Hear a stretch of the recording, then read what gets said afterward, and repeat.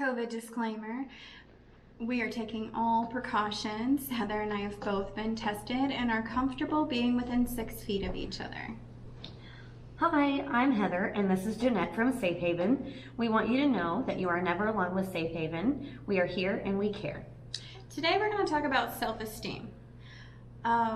This is something I struggle with all the time. I think it's really common to struggle with this. It's almost like I struggle with self-worth. Like, am I actually worthy of being in the job position I am, or being my kid's mom, or I'm always second guessing if I'm worthy enough. I'm always second guessing if I'm good enough. For me, I am right there with you. Like second guessing if I'm good enough to be my kid's mom. I have so many kids, I'm like, oh, what do I do? What do I do? Right. You know? I'm like, am I good enough? Am I doing this right? Am I worthy to be their mom? Yes, I think so. I think so. Even though in the back of my mind, I'm like, oh, I'm going to do this wrong, or I'm going to fail. And it's, you know, that self-esteem is building confidence or taking confidence away. But self-esteem is as equally important as self-worth and that confidence. Finding those is kind of key. You kind of need those.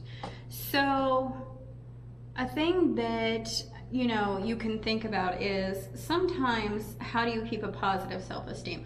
Well, I think you would have to know where your self-esteem is.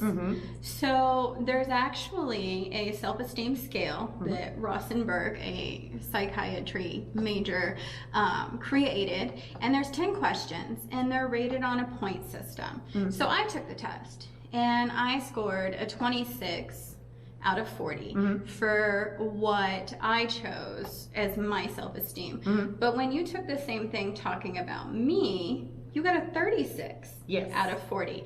So even though my self-esteem and my thoughts of myself are much lower, it doesn't mean that everybody else sees you that way. That's right. So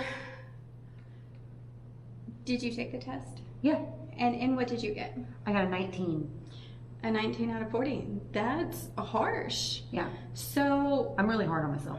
I really am. I think a lot of us are. Yeah. But you know, I gave you almost a perfect score when I took it for you, just to see the way that you project, and that goes back to our positive energy video. Right. But you know, it's flattering to see how somebody else sees you. That's but sometimes that is the easiest way to realize that you are stronger, more capable, projecting more than you think you are, is just seeing what somebody else thinks about you.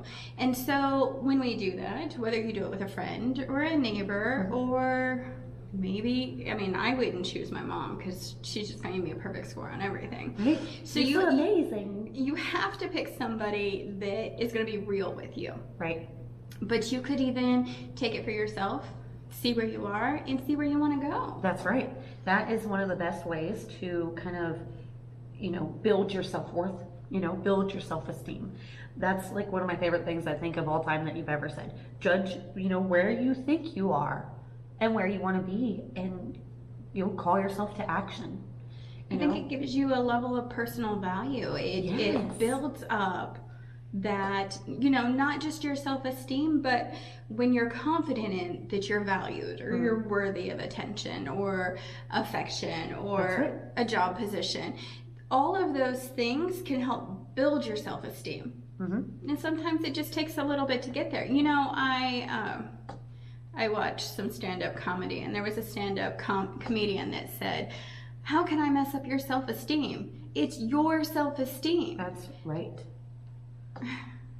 Sometimes I want you to feel a certain way, you know, like, I don't know how to put that into words, but like, I want her to feel as positive about herself as I do. That's what I'm saying. But sometimes you have to hear it from other people. And it's not like you can go compliment fishing. I can't go, hey, what do you think about me? You're so pretty. Because that's not going to do you any good, because now you feel like you're asking for it. Like I'm obligated to give her an answer that she's going to want to hear.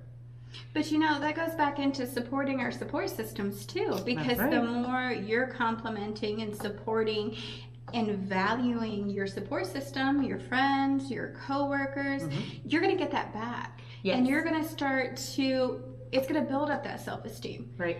And if it doesn't, come to Safe Haven. We'll help you build it up. Right? That's what we're here for. You know, we want to make you feel better. Yes, we're going to give you compliments, especially when you do something remarkably well. But what we want to do is give you the resources to help yourself do better. I think, this is why I agreed with that one statement. When we give you the resources and you help yourself, you become more independent at being able to build your own confidence. And then when you learn how to do that, you can stay that way. Even if Safe Haven, you know, heaven forbid, let's hope not, but if it ever became not an option for you to come, that you would have the tools that you need to be able to have that self-worth and that self-esteem all by yourself. You know, I never thought that I was good enough for this job, but I love tutoring my little kids. Mm-hmm. I didn't realize little kids are more judgmental than adults are. The adults at Safe Haven have been more supportive of each other and of me Mm-hmm. than I would have thought little kids would have been. Mm-hmm. So you'd be surprised at how much support and encouragement you can get from coming here, Right. or even a therapist or your support system.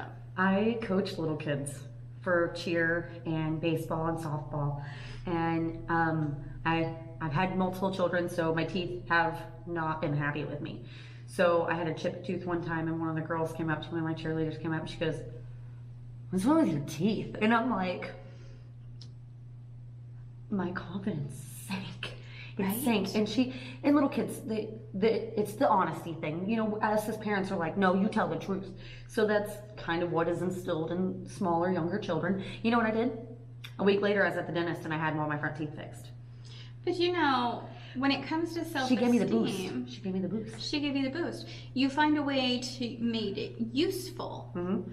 And I think we can all do that. Mm-hmm. Our quote for today is, low self-confidence is simply a problem of awareness. Once you're aware of the truth about yourself, you will be able to understand why you are the way you are, and most importantly, learn to accept yourself. And I think that really hits home, because how are you going to have self-esteem if you can't accept yourself? Right? That's, I think, where I struggle. Because I try really hard to accept myself, all my little flaws, my quirkiness, my nitpicking, you know, the weird things that I do. And some days I'm 110% confident with myself. I'm like, you know what? I don't care what you think about me. I'm doing me because it's me. And then other days I'm like, am I annoying you? But every day is different for me, and I try every day to, you know, love myself and accept myself. You know, we all have to try. That's right. So thanks for taking the time to join us today. Remember, with Safe Haven, you are never alone. We are here and we care.